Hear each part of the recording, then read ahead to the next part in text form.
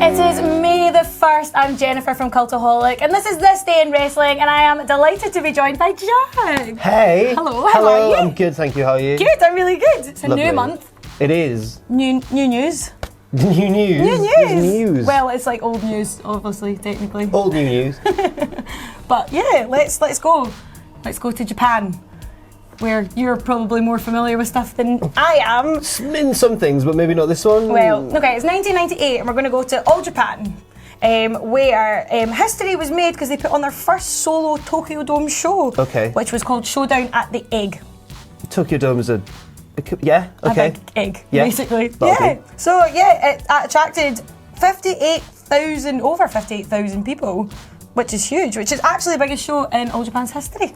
I don't know too much about All Japan, No. to be honest, right? But at this time, I know that Misawa was in the main event, and he lost. He did, yes. It was a Triple Crown title, and that changed over to Kawada. Well, Misawa was regarded as, like, by some people, as one of the best of all time. Oh, really? He apparently put on some really good matches with Kenta Kobashi in the 90s. Okay. And Kenta was like the mentor of Kenta, all caps, who is Hideo Itami. Oh, yeah. So it all links a little bit. So I'm just trying my best here to think. But no, like at this time, if you're familiar with like Dave Meltzer's ratings and stuff, in the sort of 80s and 90s, All Japan were putting on some of the best matches that he'd ever rated and that sort of thing. And now I think it's interesting because we've seen like a renaissance of that with people like in New Japan, like Omega and Okada and stuff. So it's weird how things go in cycles. But at the same time, WWE are creeping up again with their own ratings. But I think the star ratings were on the nose. Yeah. And they were pretty big. None of them were 5. No, there's no star ratings on the notes. What? I know. Not comprehensive enough. Well, when I googled it, there were star ratings on the notes. And yeah, I think also Johnny Ace was in there in a tag match, or John Laurinaitis. As we all know. And it's funny because we all sort of see him as a figure of hate almost, a lot of people in WWE. He's the one who fires people or who lets them go. But at the time he was a big name in Japan. Yeah. And you forget he's a big guy. He is a big guy, yeah. With a lovely voice. I was going to say, do you do an impression? I can't do it, can you? No. What was that? That was a good effort. Adam Pacitti? No, I can't. Do one. No, yours was so flawless. Yeah, no, I don't want to. Oh my gosh, I'm like, what's in my throat? Never mind. Leave an audio file of your best Johnny Ace impressions in the comment section down below. Can people do that? I don't think so. Oh. They could leave a link though. Yes, please. And the best one will win. Respect. Yes. We'll move on then to 2003, and sadly it's a death. Oh. And a big death, and a really sad death. Miss Elizabeth passed away on this day in 2003, which is really sad. She was such a pioneer. She was like the first lady of wrestling. So. And one of the first babyface managers on that level, I guess. Yeah, I suppose so. What did you think of her in terms of like, because I know that you're a fan of like old school, like that sort of era, like just after that the kind late of era. golden era. No, I loved her. I think being like young and watching her, to me as a girl, like she just totally appealed to me because she was so glam, and she wasn't as what's the word? Like she didn't get as involved in stuff. It seemed to be people wanted to get more involved with her. And I don't know why that, like, totally... Do you know what I mean? Yeah, like, and the whole Hogan and Savage thing, where Hogan would held her to the back and stuff, and Savage would be like, oh, no. I guess that, like, that kind of made it more effective and more shocking whenever she did get involved. Like at SummerSlam when she, like, ripped her skirt off to distract the heels. Whoa. And I like at the time that would have been really shocking. Everyone would be like, whoa. Exactly. I'm still shocked. Definitely not over it. But she, unfortunately, had quite a horrible death. Like, she died of drugs and alcohol. She had quite a sad life, quite a hard life later on. Yeah. And you don't really... It's quite shocking to think because her figure that she portrayed was so... like clean cut and just this absolute classy. I mean, that was what she was. She was just classy. Right. And I think like there wasn't a lot of the women in wrestling at that time who were just classy. Like especially you look at like the female managers in wrestling or in WWE who became big, like Sunny and that sort of thing. They were all more ostentatious and more like showing off and getting involved and stuff. I think she's really kind of a one-of-a-kind figure in wrestling, Elizabeth. I would say. I can't think of anyone like her now. No. Can you? Paul Heyman. Oh, definitely. Yeah. How could we forget? Standing there all demure. Oh, Brock, go on. Everyone fighting after him. I would. Yeah. Oh, that sounds lovely. I didn't mean it like that. No, Paul's a lovely. Oh, he's a very charismatic man. I love him. He's a very nice man. 2006, an episode of Raw, and it's an episode of Raw I remember where Joey Styles quit.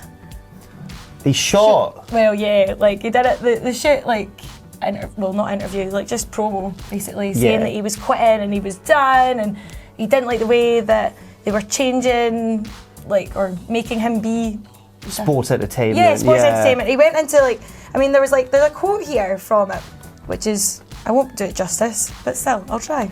And he says, "I am sick of sports entertainment. I am sick of male cheerleaders. I am sick of boogers and bathroom humour and semen. And I'm sick of our chairman who likes to talk about his own semen. He mocks God. This is exactly how he delivered it as well. You go, I'm sick of semen. I just feel really bad. My mum might watch this. I don't know what that is. He mocks God. He mocks God and makes out with all the divas, all to feed his own insatiable ego." It's crazy. It was like an earlier CM Punk pipe bomb. Yeah. But like more explicit. It almost. was. It was like he just bashed. Like he was not happy. And he slapped the king. What, sorry? I got. What? I was laughing at bash. Why? The earlier mention of demon and then the I'm sorry. Oh, I'm so sorry. Shag! I know, I'm so sorry. You are filth personified. I'm so sorry. We can cut that, right? Yeah. Please do. If you can blank out the word semen as well, that would be magic. But yeah, no, he slapped the king as well. Like, this was his firing. No, he quit. No, he quit. Sorry, he quit, and then he came back later on. Well, because it was to reboot for when ECW was coming back in. That's really the whole premise of it. It was to lead it nicely into, oh look, we're doing ECW. Joey Styles is back. He'll be happy. Yeah, I mean, I like Joey Styles' commentary. So did I. I think it worked for ECW at the time better than it did later on with WWE. Yeah, I don't know, I'm quite biased, I really like him. Do you really like I really Joey like Styles? him, I loved his promos and stuff back in ECW and like as an interviewer in Spell, and I really liked him. I like his, he's got a unique style. You can always tell listening to his matches that, this is a Joey Styles match, he's commentating on this. And he gave everything a special kind of feel like only a few commentators do, like JR and stuff like that. So yeah, fair play to Joey Styles. I'm surprised they let him get away with it. Joey. 2011, we saw Extreme Rules happen, and there was loads going on in this Extreme Rules, wasn't there? Notably, Karma debuted. Awesome Kong. Yes. We know it as Awesome Kong. Oh, she's fantastic. Yeah, she is. I really I was sad because she became pregnant at like a time when like her push was just beginning, and then she had to take time off, and then she came back a little bit and never really gained that momentum. But she's great. She's like, she would have done so well. Like there was no one like her at the time in WWE or in Impact where she came from. Oh. Do you think she'd do well in like WWE now? Like I don't know how old she is now. Well, I don't know either. But if she was the same age, like if she was coming into it now, then yeah. Like she would, it would be great, wouldn't it? The NXT Women's Champion, and then progress to the main roster. Although, no, she would. She'd be really good. Didn't you do stuff for Glow? Was she in Glow? She was in Glow! I've not seen it, I've just heard. Have you not? No, it was really good, actually. I really enjoyed it. They're doing another season. Are they? It might be out now. I have no idea. Check that on Netflix. Yeah. But yeah, loads of other things happened in this. Orton defeated CM Punk in a last man standing match. Michael Cole and Jack Swagger against JR and Lawler in a country whipping match. And 5 stars.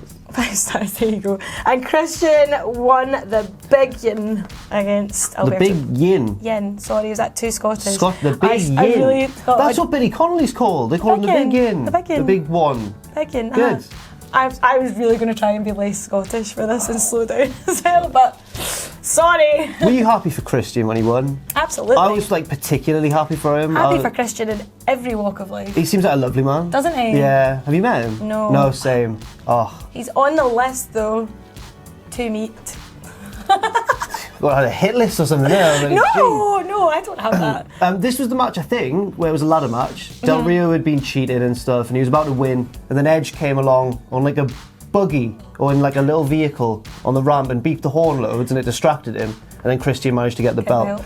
But I liked it. It was a nice moment, but at the same time, it was a bit Savage and Hogan for me. Like Savage at WrestleMania 4 won the belt, and then Hogan was there with him, going like, "Yeah, he's the man." Well, if you really thought he was the man, you would give him his time in the spotlight. Yeah, and I'm sure that wasn't like Edge was probably he was told to do that. Yeah. But I'd rather Christian had just won it on his own. Christian gets a wee raw deal, doesn't he? I know.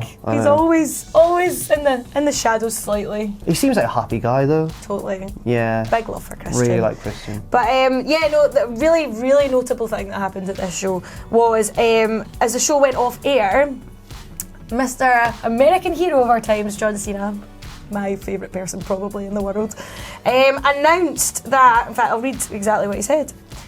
"We have caught and compromised to a permanent end Osama bin Laden." This was one of those crazy times when wrestling and real life collided. Yeah, and I remember seeing, not at the time, did you say it was after it was the after, show? yeah, it stopped airing and he had said that. But I remember hearing about it and being like, that's like such a strange, it always shocks me when wrestling really steps into like mainstream news. It's really crazy. Well, that's it, because they must have, I mean, I don't know, but they must have actually caught him while they were taping. Yeah. Or it had been announced, so then it was left up to John Cena to break the news. I guess so. I mean, who else are you going to... I don't know. It was a weird one, and I didn't know how to feel about it, because I was like, should this be something that they even have a part in? But then I guess in America, wrestling is it's more ingrained in the fabric of the culture than it is over here in the UK. Yeah. So maybe I just don't relate to it or don't understand as much. I don't know, sometimes I'm thinking about, like, because it's obviously quite political and newsworthy, I don't really always agree that when they go that way or like make it a wee bit political, but I suppose it was huge news why not cheer I guess with the group. Get Cena on he stood on the announce table, I remember that as well. I think he was stood on the announce table. Was he? Yeah, it was a really house show feel to it. It was strange. It was one of the most bizarre, like, forgotten moments in WWE history, I think. Yeah. So that was This Day in Wrestling, and you can follow me on Twitter here. If you like what we do at Cultaholic, you can support us by pledging to our Patreon, patreon.com/Cultaholic. And most importantly, don't forget to hit subscribe and join us.